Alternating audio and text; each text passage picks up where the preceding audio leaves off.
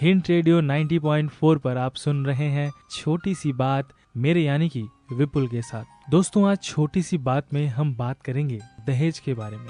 हमारे समाज में लड़कियों की जब शादी होती है तो लड़के वाले को हम दहेज देते हैं, तब जाकर ना कहीं शादी होती है। किसी किसी शादी में तो आपने सुना ही होगा कि कार, पैसे, घर का सारा फर्नीचर, इसके अलावा न जाने और कौन कौन से सामान दहेज में देते हैं। क्या दहेज देना ठीक है? क्या अगर कोई दहेज नहीं दे पाता है तो क्या हम उसकी जिंदगी को यूं खराब कर सकते हैं? क्या ये हक है हमें? तो इन तरानों के उस पार आज की कहानी दहेज लाती बहुरिया। सुनते रहिए रेडियो हिंट 90.4। दोस्तों, आज जो मैं आपको कहानी सुनाने वाला हूँ, कहानी का नाम है दहेज लाती बहुरिया। एकता की आज शादी है, घर में सारे मेहमान आए हुए हैं, घर पूरा खुशनुमा सा है। एकता की शादी बहुत अच्छे परिवार में हो रहा है, सब लोग बहुत खुश हैं। कई मेहमान तो ये भी कह रहे हैं, अरे भाई, इतने बड़े घर में बिटिया की शादी हो रही है, बहुत नसीब वाले हो तुम। ऐसे अमूमन बहुत कम लोगों के साथ होता है। घर में जितने मेहमान आए थे सभी दूल्हे के फोटो देखकर कह रहे, वाह क्या दूल्हा है, कितना सुंदर दिखता है, इनकी जोड़ी बहुत अच्छी रहेगी और दोनों बहुत खुश भी रहेंगे। ऐसा उम्मीद सभी लोग कर रहे थे। लेकिन ये दहेज बड़ी कमाल की चीज़ है, हर अच्छी बात को बड़ी आसानी से निगल लेता है, आपको पता ही नहीं चलता। जिंदगी के सबसे अहम रिश्ता, उसे भी तोड़ने में ये समय नहीं लगा। दोस्तों, आज मैं आपको कहानी सुना रहा हूँ दहेज लाती बहुरिया। और मैंने अब तक आपको सुनाया कि एकता की शादी में सब मेहमान उसके घर में आए हुए होते हैं और सब बहुत खुश होते हैं। आज एकता की शादी है, घर में आज और भी मेहमान आए हुए हैं। पूरे रस्मों रिवाजों के साथ एकता की शादी हो जाती है। एकता भी बहुत खुश थी, लेकिन जैसे ही एकता ससुराल पहुंचती है उसे पता चलता है कि उसके पापा ने शादी से पहले जो सामान दहेज में देने के लिए कहा था वो अभी उन्होंने नहीं दिया। तो एकता की सास कहती है कि तुम अपने पापा से बात करो और जल्दी से उन सामानों को लेकर घर लौटो। इसी बात को लेकर एकता अपने पापा को फ़ोन करती है और कहती है कि पापा, इन लोगों ने जो दहेज में सामान मांगा था, क्या आपने वो नहीं दिया? तो एकता के पापा कहते हैं, बिटिया, इन्होंने जो सामान मांगे थे शादी से पहले वो मैं सब उनको दे चुका हूँ, लेकिन शादी के दिन भी ये और भी सामान मांग रहे थे। तो मैंने उनसे कहा, अभी कुछ दिन का मुझे समय दीजिए, मैं आपको ज़रूर उन सामानों को दूंगा। एकता मन ही मन ये कहती है कि अगर मैंने ये बात अपने ससुराल वालों को बताया, पापा ने कहा कि कुछ दिन का समय उनको देना ही पड़ेगा तो ही वो सामान दे पाएंगे, तो ये लोग फिर क्या कहेंगे। एकता को बिल्कुल भी ये समझ नहीं आता कि इस बात को वो कैसे अपने सास और ससुर को कहेगी। दोस्तों, आज मैं आपको कहानी सुना रहा हूँ दहेज लाती बहुरिया।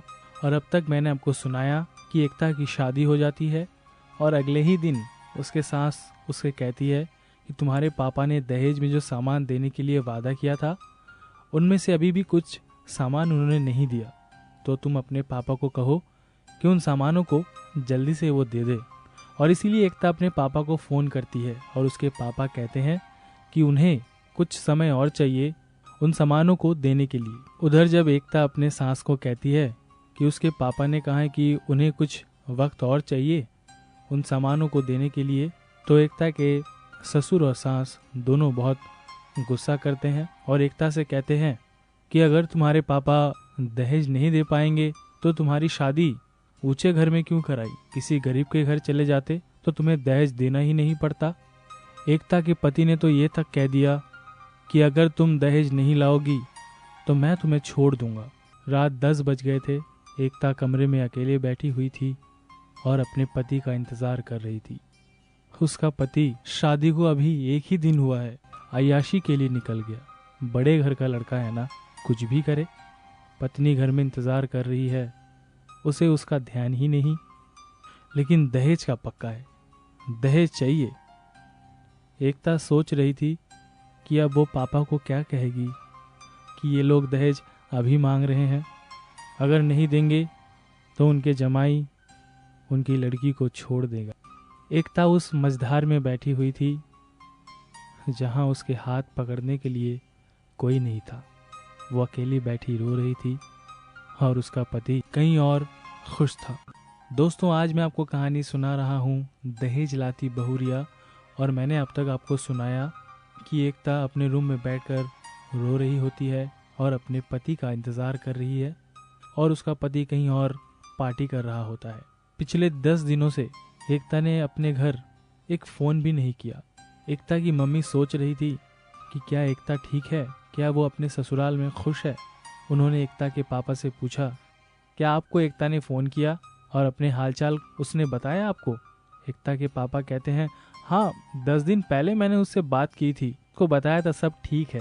एकता के पापा नहीं चाहते थे कि परिवार के लोग ये जाने कि उन्हें और भी दहेज देना है, और वो सब कुछ ठीक ठीक दिखाना चाहते थे कि सब ठीक है, कोई परेशानी नहीं।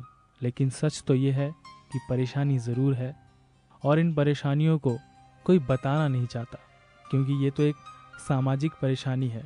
इसे हम और आप अकेले मिलकर नहीं ठीक कर सकते, इसे तो सबको मिलकर ठीक करना पड़ेगा कि दहेज देना और लेना दोनों ही गुनाह है। पता है एकता ने क्यों अपने घर फ़ोन नहीं किया?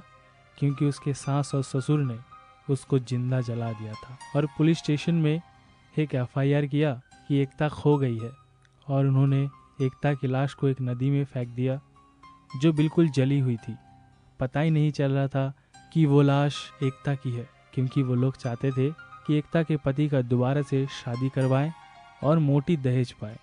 चंद खुशियों के लिए क्या किसी को हम जान से मार सकते हैं? क्या दहेज ही सब कुछ है? इन सवालों के साथ आज मैं आपको छोड़े जाता हूँ छोटी सी बात में। कल फिर हाजिर होंगे एक नए किरदार, एक नई कहानी के साथ। लेकिन आप ज़रूर सोचिएगा, क्या दहेज ही सब कुछ है शादी के लिए? क्या संबंध नहीं होते सब कुछ? तब तक सुनते रहिए रेडियो हिंट 90.4।